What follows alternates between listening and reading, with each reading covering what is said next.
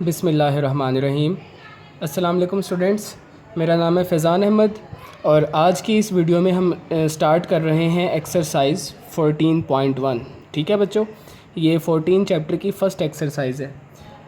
अब इस एक्सरसाइज के अंदर टोटल 1 to 5 क्वेश्चंस हैं। अब वन बाय वन हम इनको देखेंगे। ठीक है स्टूडेंट्स, इस एक्सरसाइज को स्टार्ट करने से पहले एक आप बात सुन लें और ये याद भी कर लें, जो हमने फ़र्स्ट थ्योरम किया था इस चैप्टर का वो क्या था। फ़र्स्ट थ्योरम की जो स्टेटमेंट थी वो बहुत ज़्यादा इंपॉर्टेंट है। आपने फ़र्स्ट थ्योरम का जो रिज़ल्ट है वो याद रखना है। अब वो मैं बताने लगा हूँ, आपको बड़े ही ध्यान से सुने। फ़र्स्ट थ्योरम हमारा ये था कि अगर किसी ट्राइंगल में एक साइड इस तरह से ड्रॉ की जाए, एक लाइन इस तरह से ड्रॉ की जाए जो थर्ड साइड के साथ पैरेलल हो। देखें यहाँ पे डी ई जो है वो बी सी साइड के साथ पैरेलल है। ठीक है, तो फर्स्ट थ्योरम में हमें ये स्टेटमेंट हमने सीखी थी कि ये जो लाइन होगी ये इन दोनों को प्रोपोर्शनली डिवाइड करेगी। मतलब A D ratio D B is equal to A E ratio E C. ठीक है, नहीं यही बात समझ, दोबारा सुने क्या कहा मैंने। आपने सिंपल बच्चों ये रिज़ल्ट याद रखना है। अब जो मैं लिखने लगा हूँ, A D ratio D B, A D ratio D B, A D ratio D B is equal to A E ratio E C. ठीक है, याद रहेगा। ये रिज़ल्ट बहुत ज़्यादा इंपॉर्टेंट है और सारे क्वेश्चंस में यही अप्लाई होगा, मैक्सिमम क्वेश्चंस में। ठीक है बच्चों, अब हम स्टार्ट कर रहे हैं क्वेश्चन नंबर 1।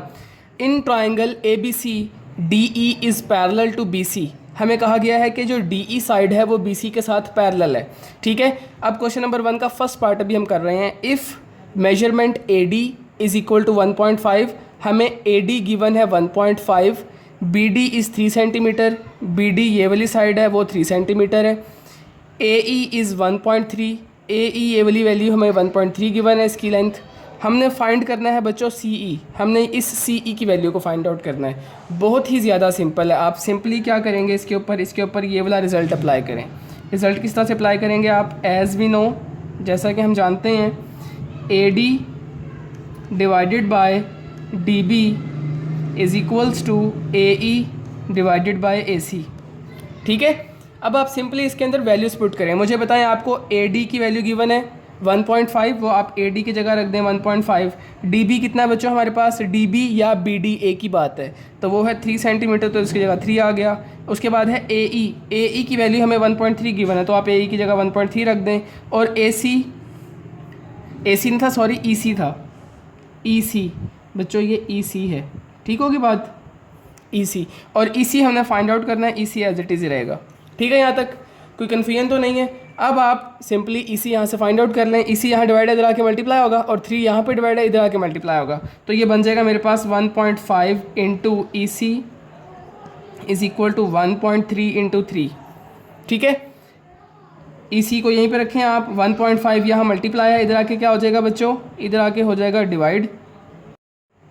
और जब हम इसे कैलकुलेटर पे डिवाइड करेंगे तो हमारे पास आंसर आ जाएगा फाइनली 2.6 सेंटीमीटर। यही हमने फाइंड आउट करना था। ठीक है स्टूडेंट्स, बहुत ही सिंपल क्वेश्चन था ये। बस आपने बेसिकली इस रिज़ल्ट को याद रखना है। यही रिज़ल्ट 90% क्वेश्चन में अप्लाई होगा और इसी की हेल्प से क्वेश्चन सॉल्व होंगे। अब हम आगे चल रहे हैं, ये था फर्स्ट पार्ट। अब मैं आपको करवा रहा हूँ बच्चों इसका सेकंड पार्ट देखें आप। ठीक है जी स्टूडेंट, सेकंड पार्ट देखें। सेकंड पार्ट है, if A D is 2.4 centimetre, A E is 3.2, E C 4.8, find A B. हमने ए बी फाइंड आउट करना है। ठीक है, डायग्राम में आए ज़रा, हमने ए बी फाइंड आउट करना है, ए बी, और ए डी की वैल्यू हमें गिवन है। ए डी गिवन है, मैं ज़रा यहाँ पे डायग्राम बनाता हूँ इसकी, देखें ज़रा, दोबारा से कंस्ट्रक्ट करता हूँ इसका डायग्राम।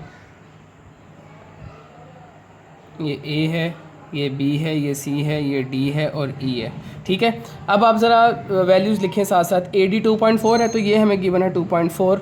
उसके बाद ए ई कितना 3.2, तो ए ई 3.2 है। उसके बाद ई सी 4.8 है तो ये 4.8 है। फाइंड क्या करना है हमने, फाइंड करना है बच्चों ए बी। अब आप ज़रा गौर करें, ए बी हम तभी फाइंड आउट कर सकते हैं जब हमारे पास डी बी होगा। ये जो डी बी है ये साइड तो हमारे पास है ही नहीं, तो पहले हम डी बी फाइंड आउट करेंगे। तो डी बी को हम सपोज़ कर लेते हैं कि डी बी जो है वो एक्स है। वो क्या है x। जैसे ही मेरे पास db आएगा तो हम db के अंदर इस 2.4 को प्लस कर देंगे, हमारे पास ab की लेंथ आ जाएगी। बात समझ गए आप? तो हम सबसे पहले db फाइंड आउट करेंगे। तो हमने क्या किया, सबसे पहले हमने लेट कर लिया, let db is equal to x. D को हमने एक्स लेट कर लिया और वही रिजल्ट हमने अप्लाई कर दिया, ये वाला AD over DB is equal to AE over EC, लगा दिया रिजल्ट। अब आप इसके अंदर वैल्यूज़ रखें। AD की वैल्यू 2.4 है, DB कितना है हमारे पास, DB हमने सपोज किया x, तो इधर x आ गया। AE कितना है, AE की वैल्यू बच्चों हमें 3.2 गिवन है और EC कितना है, वो है 4.8। ठीक है, अब आप यहाँ से x की वैल्यू फाइंड आउट करें तो x की वैल्यू कितनी आएगी, यहाँ पे x डिवाइड इधर आके मल्टीप्लाई कर दें तो ये हो जाएगा 2.4 into 4.8 is equals to x into 3.2। ठीक है, यहाँ 3.2 मल्टीप्लाई इधर आके डिवाइड करें क्योंकि हमें तो x की वैल्यू फाइंड करनी है, तो x आ जाएगा 2.4 इंटू 4.8 होल डिवाइडेड बाय 3.2। यहाँ तक आगे कोई मसला तो नहीं है। अब आप इसको कैलकुलेटर पे सॉल्व करेंगे तो बच्चों आपके पास x की वैल्यू आएगी 3.6, कितनी आ गई, 3.6 सेंटीमीटर। ठीक है, ये हमने x की वैल्यू फाइंड आउट कर ली 3.6। अब x हमारे पास आ गया तो अब हम इजीली AB फाइंड आउट कर सकते हैं, जो बेसिकली हमने फाइंड करना था, हमने AB को फाइंड आउट करना था। तो AB कितना हो जाएगा, इधर ही देखें ज़रा। तो अब AB की लेंथ हमारे पास हो जाएगी, AB इज़ इक्वल टू, क्या मैं इस AB को लिख सकता हूँ AD plus DB, AD plus DB लिखा जा सकता है ना बच्चों, तो AD प्लस DB लिख लिया। अब आपके पास AD की वैल्यू तो ऑलरेडी गिवन है, वो है 2.4, तो AD की जगह 2.4 आ गया और DB की लेंथ कितनी आई हमारे पास, DB आ गया 3.6, तो इसकी जगह रखें 3.6। इन दोनों को ऐड करें तो आपके पास AB की लेंथ आ गई बच्चों 6 सेंटीमीटर्स और यही हमने फाइंड आउट करनी थी। क्लियर है बच्चों, कोई मसला तो नहीं है इसमें, बिल्कुल सिंपल क्वेश्चन था। दोबारा देखें, हमें AD, AE और EC गिवन था और हमसे AB फाइंड आउट करने के लिए कहा गया था। तो हमने देखा कि AB हम उस वक्त तक फाइंड नहीं कर सकते जब तक हमारे पास DB ना हो, तो हमने DB को सपोज कर लिया कि वो x है। DB को x सपोज करने के बाद हमने वही अपना रिजल्ट अप्लाई किया, रिजल्ट अप्लाई करने के बाद वैल्यूज़ रखी, सिंप्लीफाई किया और x की वैल्यू निकाल ली। अब जब x की वैल्यू हमारे पास आ गई तो हमने अब AB फाइंड करना था, तो हमने AB को लिखा AB is equal to AD plus DB। अब AD प्लस DB दोनों की वैल्यूज़ थी, वो पुट की, उनको प्लस किया, हमारे पास AB की लेंथ आ गई 6 सेंटीमीटर। ये था हमारा सेकंड पार्ट। ठीक है, अब हम आगे चल रहे हैं। अब आप देखें इसका थर्ड पार्ट देखें। अब जी स्टूडेंट्स, अब आप इसका थर्ड पार्ट देखें। थर्ड पार्ट की स्टेटमेंट है, if measurement AD over measurement DB is equal to 3/5। ठीक है, हमें इन दोनों की रेशो गिवन है कि इन दोनों का जो डिवाइड होने के बाद आंसर आता है वो 3/5 है। इट्स मीन कि इनकी रेशो गिवन है। And measurement AC is equal to 4.8। Find measurement AE, हमने AE फाइंड आउट करना है। अब क्वेश्चन क्या कह रहा है, इसको समझने के लिए हम इधर डायग्राम बना लेते हैं। पहले देखें बच्चों, इस तरह से डायग्राम है ABC और ये है DE। ठीक, अब आप देखें ज़रा, AD ओवर DB, इन दोनों की रेशो हमें गिवन है 3/5। ये इन दोनों की रेशो 3/5 गिवन है हमें, ये 3/5 गिवन है। और AC कितना दिया हुआ है हमें 4.8। AC मतलब ये पूरी लेंथ हमें गिवन है कितनी, 4.8, यहाँ से लेके यहाँ तक। हमने फाइंड करना है AE, हमें सिर्फ यहाँ से लेके यहाँ तक ये जो लेंथ है ना, ये वाली लेंथ फाइंड आउट करनी है A से लेके E तक। बात समझ में आ रही है? अब कैसे करेंगे, ये क्वेश्चन उतना सिंपल नहीं है जितना बाकी दो प्रीवियस जो पार्ट्स किए हैं वो थे। इसके अंदर एक ट्रिक यूज़ होगी, वो आपने बड़े ध्यान से समझनी है। रिज़ल्ट हम वही यूज़ करेंगे। देखें ज़रा अब इसका सोल्यूशन। एज़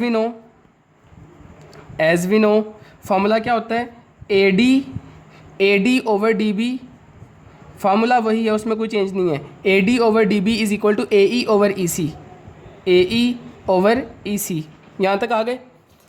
अब आपने करना ये है बच्चों कि जो चीज़ आपने फाइंड करनी है ना, फाइंड करना है हमने AE, तो जो चीज़ आप फाइंड आउट करना चाहते हैं ना, आपने उसको ख़त्म करना है यहाँ से। बात समझ आ रही है? क्या कहा मैंने, ये ट्रिक बस याद रखेंगे आपके, जो आप फाइंड आउट करना चाहते हैं इस पार्ट के लिए, कि जो आप फाइंड करना चाहते हैं आपने उसको ख़त्म करना है, यानी कि उसको रिप्लेस करना है किसी और चीज़ के साथ। अब इसका मतलब क्या है वो समझें। पहले तो सब कुछ एज इट इज़ रखें, AD as it is, DB भी एज इट इज़, AE की जगह देखें बच्चों, मैं लिख सकता हूँ, यहाँ पर आएँ, AE की जगह हम लिख सकते हैं ए C minus E C, A ई को मैं रिप्लेस कर रहा हूँ बच्चों ए सी माइनस ई सी से, ए सी माइनस ई सी, इससे रिप्लेस किया जा सकता है। और नीचे वाला ए सी वो एज इट इज़ ही आ गया। ठीक है, यहाँ तक बात समझ में आई। मैंने ए ई को इससे रिप्लेस कर दिया। आप चाहें तो आगे रीज़न लिख सकते हैं, because A E is equal to A C minus E C. यहाँ तक आ गए। अब आप इसके अंदर वैल्यूज पुट कर दें। A D over D B की रेशो हमें गिवन है 3/5, तो इस पूरे का आंसर आ गया 3/5।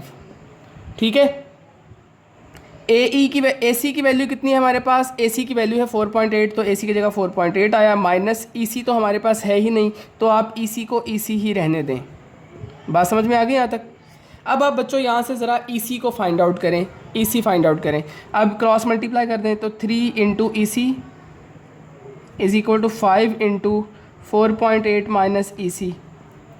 क्रॉस मल्टीप्लाई किया हमने, तो ये हो जाएगा मेरे पास 3 times E C is equal to 4.8 को आप 5 से मल्टीप्लाई करेंगे तो कितना आएगा आपके पास, ये आएगा 24 माइनस 5 ई सी। यहाँ तक आ गए।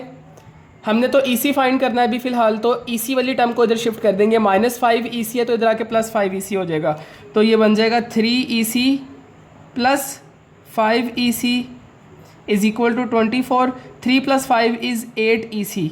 यहाँ तक आ गए।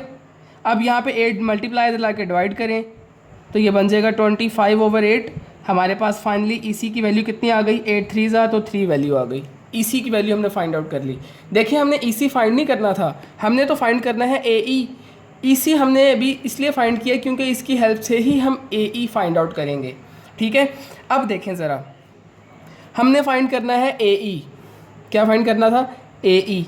अब ए ई मैंने आपको बताया था कि ए ई बराबर है ए सी माइनस ई सी के, ए C minus E C.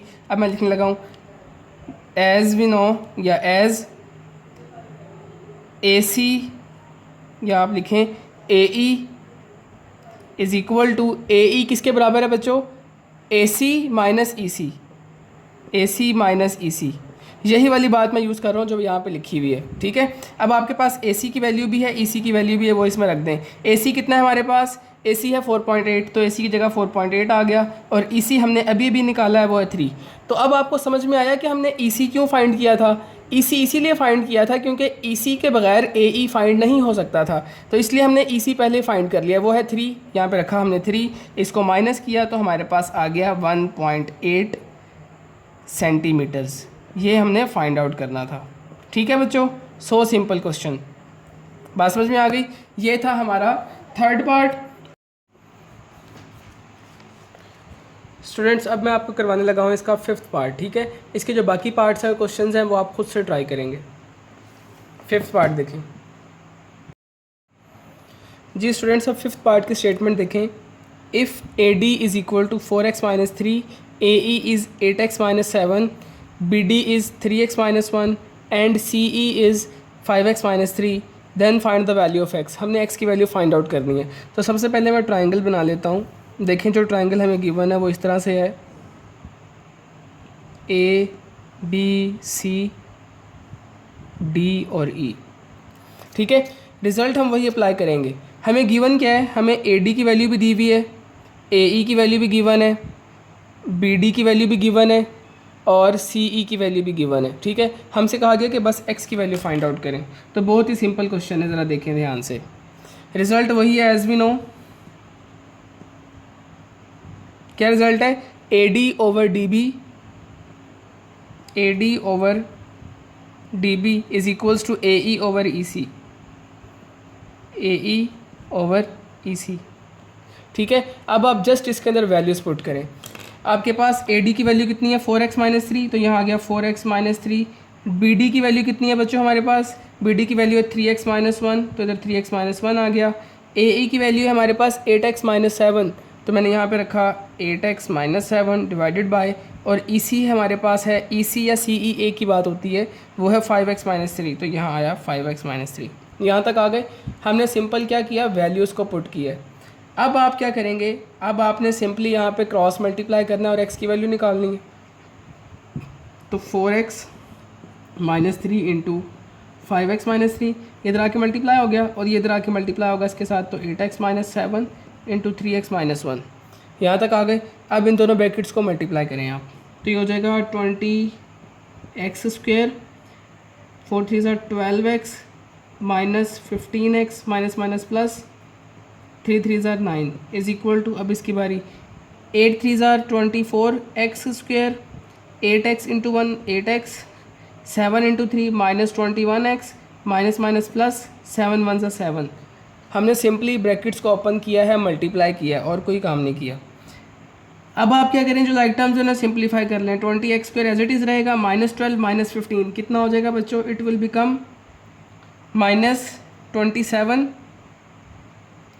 Plus 9 is equal to 24x square, minus minus plus 21 और 8 कितना हो जाएगा, माइनस 29x प्लस 7। यहाँ तक आ गए।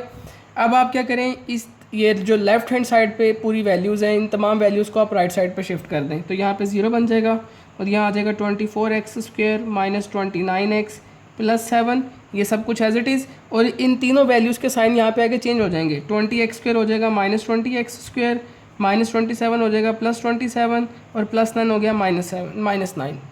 ठीक है यहाँ तक। अब आप फर्दर सिंप्लीफाई करें, 24 देखें ज़रा, 24 माइनस 20 कितना हो गया, 4x स्क्वायर।